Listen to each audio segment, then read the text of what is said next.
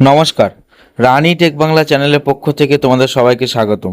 আজকে আলোচনা করব পিএম কিষাণের 20তম টাকা অর্থাৎ কিস্তি তোমরা কিভাবে পাবে এবং কবে পাবে, সবাই পাবে কিনা সেই স্ট্যাটাস তোমরা কিভাবে চেক করবে।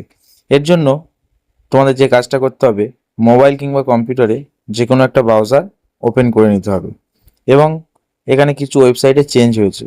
ব্রাউজারটি ওপেন করে নিয়ে তোমরা জাস্ট লিখে দেবে পিএম কিষাণ। দেওয়ার পরে প্রথম যে ওয়েবসাইটটি আসবে পিএম কিষাণ সম্মান নিধি, এই ওয়েবসাইটে তোমরা ক্লিক করে দেবে।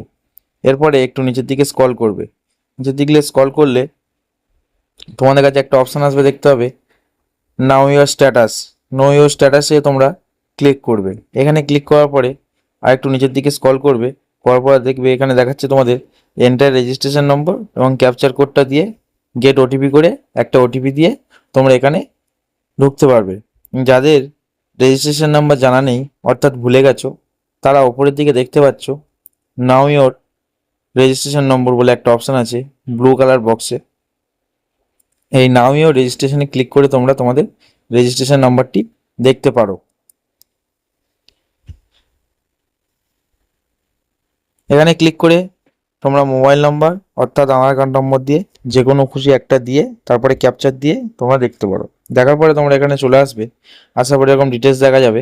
তাহলে নিচের দিকে স্ক্রল করবে। এখানে দেখতে হবে যে ব্যক্তি 20তম টাকা পাবে, কিস্তি পাবে, তাদের দেখবে ল্যান্ড সিডিং ইয়েস থাকবে, ইকেওয়াইসি স্ট্যাটাস ইয়েস থাকবে ও other bank account seeding status yes থাকবে। এই তিনটে সব এরকম গ্রিন কালারের ঠিক থাকবে।